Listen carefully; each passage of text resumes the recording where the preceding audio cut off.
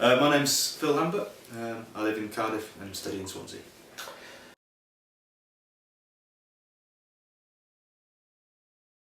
Describe what it is you're showing.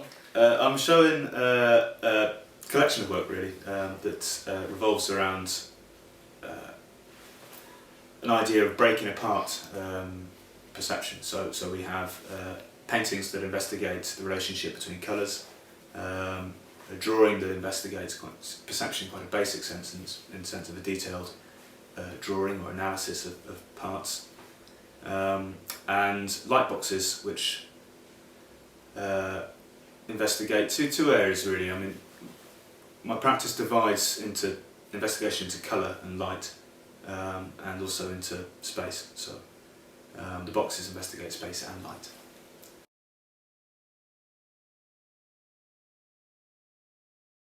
Why do you use different medium? I never used to. I always used to paint, and I was a still life painter, and that was my way of examining perception, was to do an increasingly detailed analysis of my own perception. Since then I've broadened things out and begun to try and investigate perception in a much more kind of rounded way, and it's become necessary to use different media. For example, if I want to try and get people to be aware of their own perception, it's difficult to do that in a painting, whereas I can create effects with the light boxes, say, that will hopefully achieve that.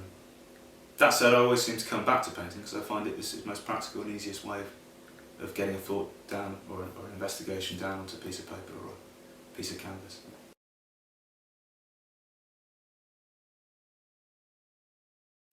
How does your colour blindness affect the work? It's an interesting thing, colour blindness, because you don't really know you have it until you find out you got it. And for a long time I was painting colourblind and didn't think much of it. I mean, I knew I was colourblind, but I didn't think it affected my paintings. Then one day I woke up to the fact that actually my paintings were in a sort of blue area of the spectrum, and that I'd been avoiding certain colours. And it's amazing. I mean, I must have gone for 10 years without noticing that.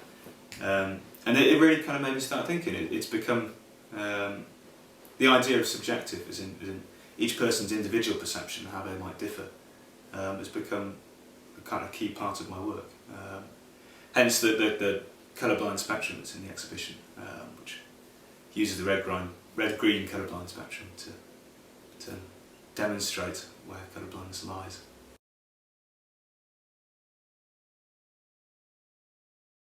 So how do you make those choices? In terms of what? Are they intuitive? Because you know, obviously those colours read in a certain kind of way, so obviously you're making subjective. It's about a logic. It's about trying to find a logic within colour. I mean, there are several different ways of organising colour. I mean, you could do it in a sort of Isaac Newton way, where you go from sort of short wavelength to long wavelength, or red to violet.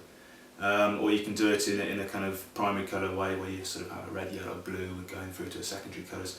There are all sorts of different ways of arranging colours, and how you decide to arrange colours is a clue as to how you see them. The colourblind painting starts from yellow and blue, which are two colours that I can see very clearly in my colourblindness. Right. And then in the middle you've got this mix of red and green, alternating between red and green mixes of yellow and blue, which is where the colourblindness kind of interacts, and where I begin to not be able to tell the difference between the colours. So you read the colours off the tube then? Yeah, I mean, I can measure colours. Okay.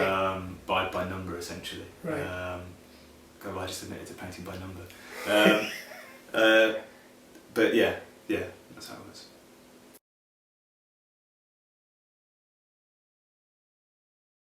One of the interesting things about red-green colourblindness is that, as far as I'm aware, 90% of red-green colourblindness, and everything I've read, suggests that red-green colourblind people can actually see red and green.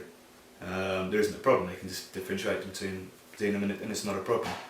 Where most of the blindness happens, blindness is the wrong term, where most of the syndrome, whatever it is, happens, tends to be off-centre. So if you imagine a spectrum running from yellow through orange to red, and through red to purple and blue, it's in these areas of purple and these areas of orange, right, where the miscommunication happens. So for example, an orange light and a lime light might get confused, or purple and turquoise can get confused and those sort of things. So it's fairly easy, because if you've got blue and you've got red, you can mix gradations between the two and you know that that's going to be purple. Okay. And vice versa, if you've got blue and a green, you know that they're going to be turquoise. But in terms of how I see them, yeah, I can get them totally confused. Right. I'd done a bright green tiger before when I was a kid. Didn't think anything was wrong. That's how it should be painted, though, isn't it? Yeah, and there's a case for saying that it's the way I see the world.